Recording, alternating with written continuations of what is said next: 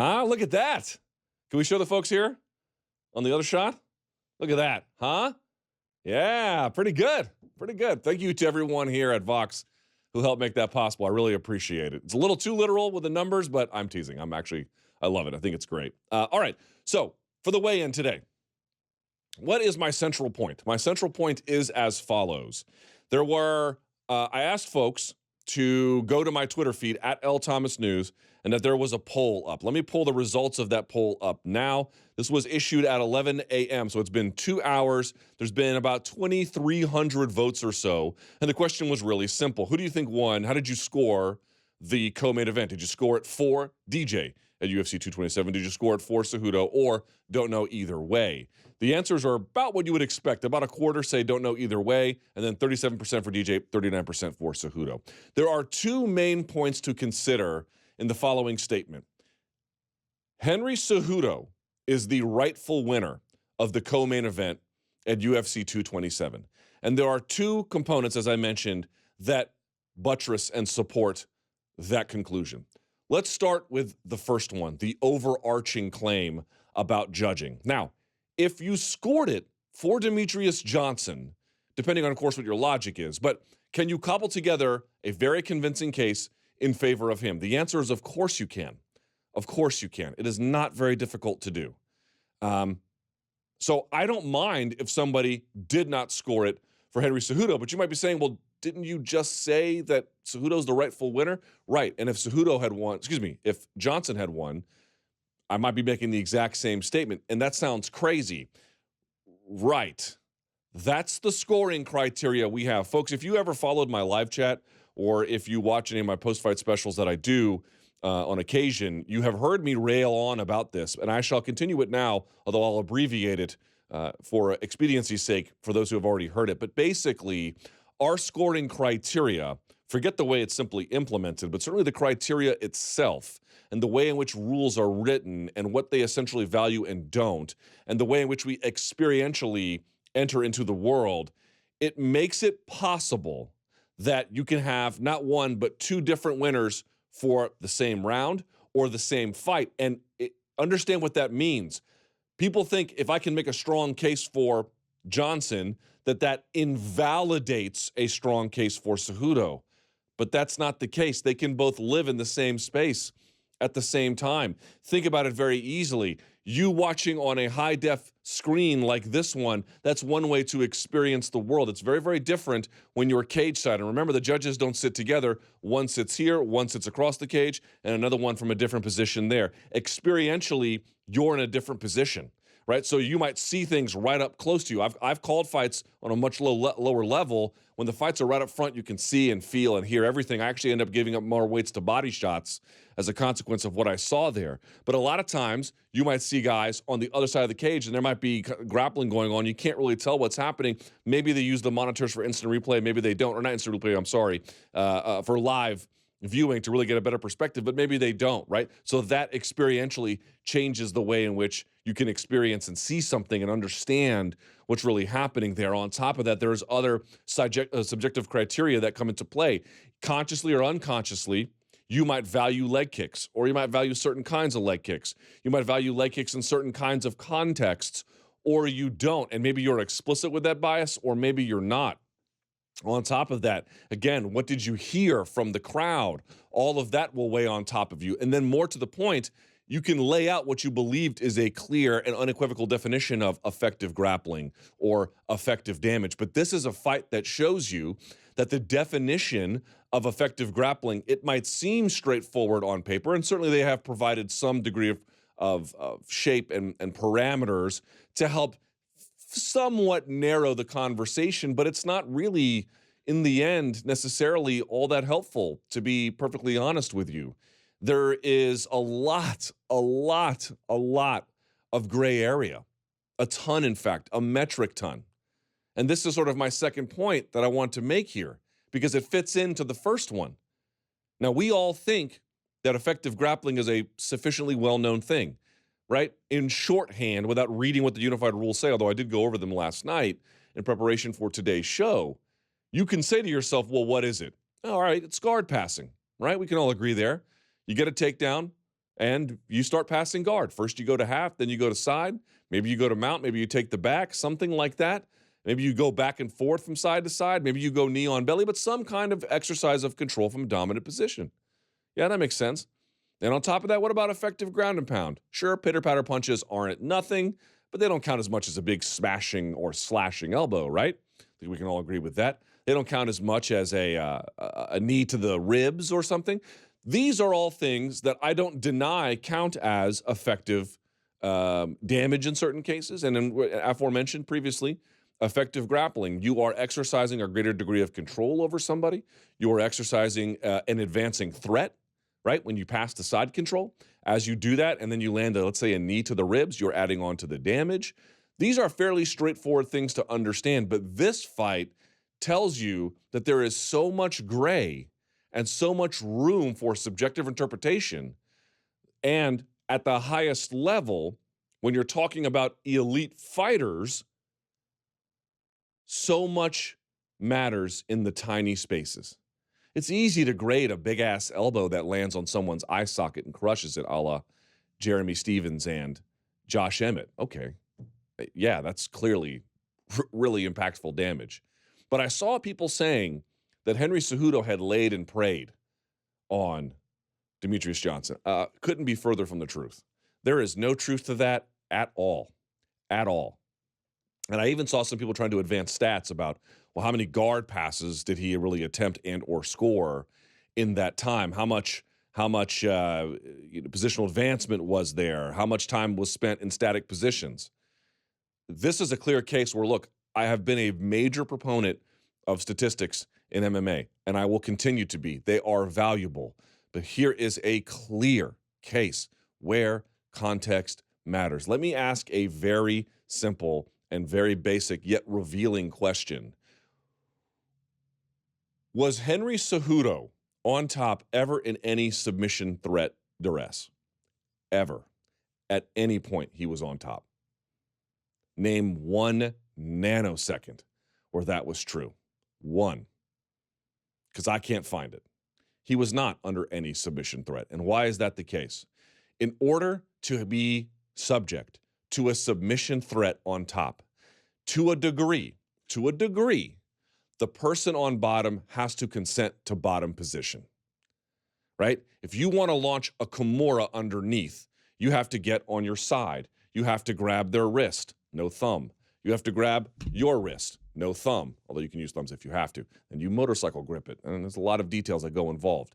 But I have consented to being on the bottom. Now, there's actually back takes from Kimura underneath. You actually let somebody pass to the same side, and you use the spinning motions of your arm and your wrist to then spin around to the back. It's a Keenan Cornelius special, although everyone does it now. So yes, it's not that you're necessarily consenting to staying on bottom, but for a moment in time, you are on the bottom. Think about an arm bar or a triangle from your guard. You have to now, you want to have a nice tight core. You might have to let your hips go off the ground. You might have to pull them into you. You might have to push and pull with wrist control. You might have to grab a collar tie. You might have an overhook. Lots of different setups there. But for a moment in time, you are doing that. Now, it might also be the case that you are launching a submission attempt as a means of forcing them to escape so that you can stand up. But for a moment in time, you have to consent to some degree of bottom position. If you want to launch an omoplata, to a certain extent, you have to consent to being on the bottom. Could be for 5 minutes. It could be for 5 seconds. It could be for 2 seconds, half a second. But there is some degree of consent there. Very little, almost none, of what Demetrious Johnson was doing on bottom was consenting to bottom position. He was looking to stand basically the entire time. And 2 times, he didn't even have to worry about that because he hit fantastic Granby rolls in transition and nearly took Henry Cejudo's back in one of them, although credit to Cejudo for himself for scrambling out. But perfect. I mean, that was genius. And there was a moment in time where Demetrious was consenting to bottom position in one of the takedown scenarios merely to offer up a moment for him to get wrist control, feet on the hips, to create separation and stand. Right? He wasn't trying to just berserk his way to the top. But this is my point. If you've never, and look, folks, I will say it now, I will say it forever. I am not an expert You should listen to the real experts for the real sophisticated insight. But what I'm about to say, I believe to be incontestably true no matter what one's degree of expertise actually is.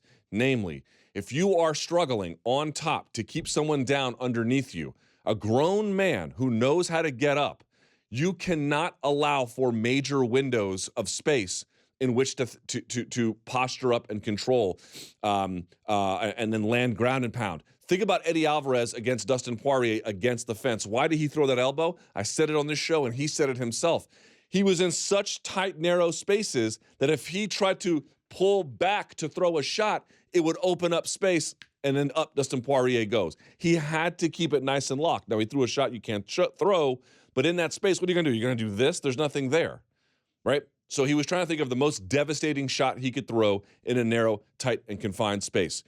To me, lay and pray is if I take you down or somehow we end up on the bottom and you consent to bottom position and you don't really do a whole lot in terms of defending yourself other than maybe a little bit of a collar tie and an overhook, and I don't really do a whole lot to pass, that's one thing. But Henry Cejudo had to struggle like crazy to keep Demetrious Johnson down. Go back and watch. He did the Obraulio Estima special. You got to get their elbows off the mat. He digs an underhook on one side, right? And he digs an underhook, or I should say against the fence, a crossface on the other. Palm down across the crossface. If this is the head, like this, and he's going to lean into it. Why? If I can control your hips and your spine at both the hips and at the collar and at the neck, it really impacts your ability to move. Now, it impacts my ability too, which is why you see him let go for a second, throw some body shots, and then re-scoop the elbow. And then he tries to throw a headshot, and then he re-establishes the crossface. Yo, you have to do that or the position goes away. Now, I'm not telling you that that's as good as a slashing elbow. And I'm not telling you that that is as good as a guard pass. It's not. It's not. It's clearly not. However, here's what it is. If I'm not consenting to bottom position and you are forcing me to be down there, and the instant any space is created, you are round over round firing to your feet, my ability to control you on the bottom, to put you in a place where quite literally you have zero offense. It's not that I have overwhelming offense myself, but I have just enough control to totally neutralize you. But here's the key.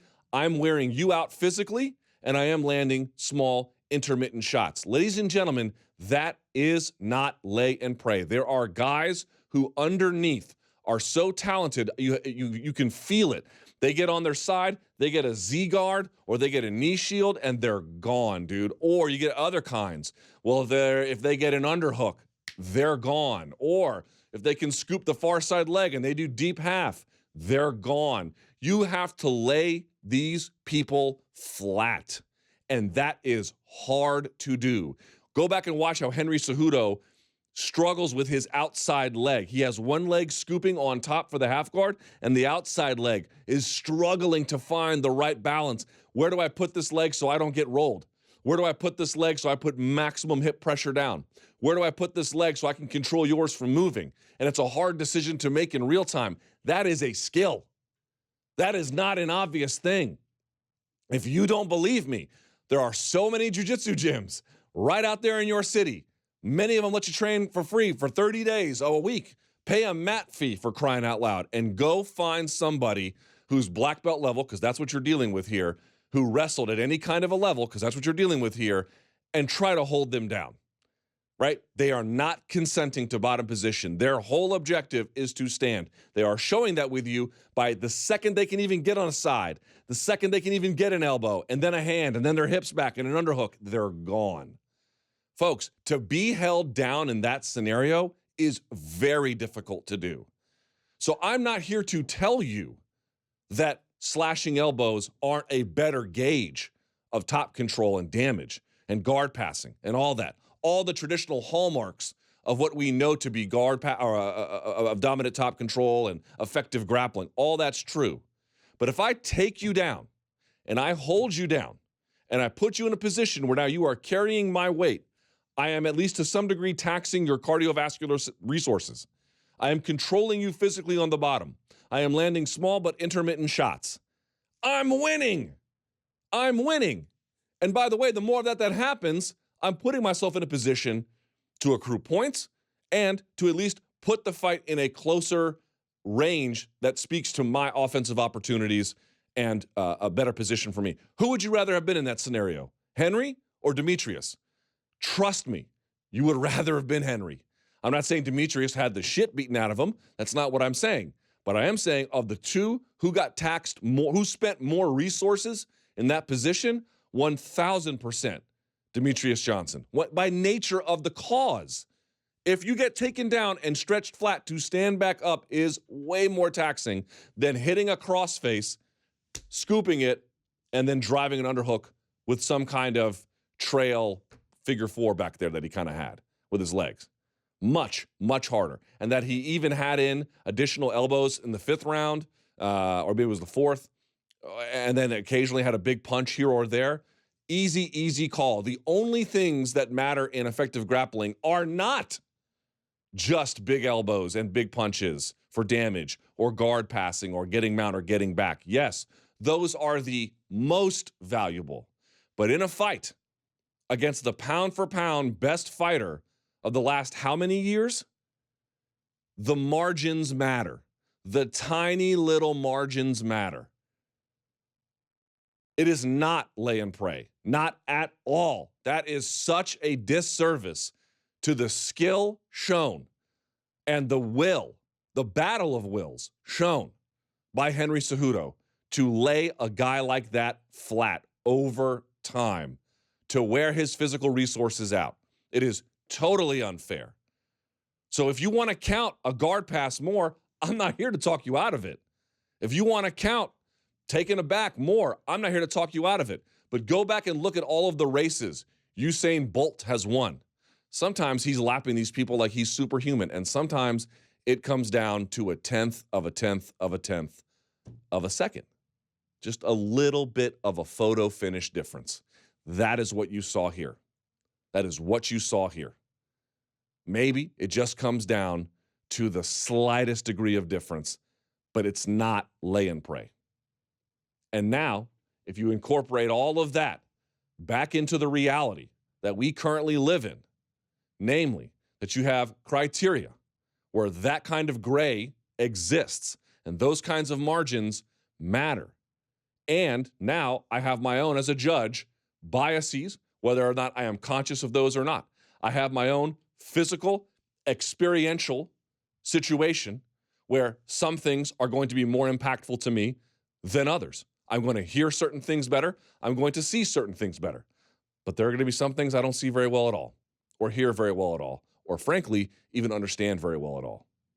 Can you cobble together and make a strong case for Demetrious Johnson? Yes. Can you do the same for Henry Cejudo? Yes. And in a scoring criteria where you can make a strong case for both participants, you are talking about a scoring criteria where in the end, if one guy narrowly edges the other in a very, very close contest, you just can't get upset. Yes, if you're a fan of Demetrious, you can be, sad for it, or, oh, that sucks. That's not the outcome that you wanted. I get it. It's okay. That's what being a fan's all about. But you also have to come to the recognition that those little margins I'm talking about, with all of the other ambiguity that exists, folks, what happened on Saturday is no robbery. It is no travesty. There is, frankly, very little of that, if nothing, that is controversial, other than the disrespect being shown to the skills of Henry Cejudo to do what he did. Did you disagree? Okay, that's America. Disagree. But don't you dare say that was lay and pray. That was skill, and he earned that, and you should recognize that fact.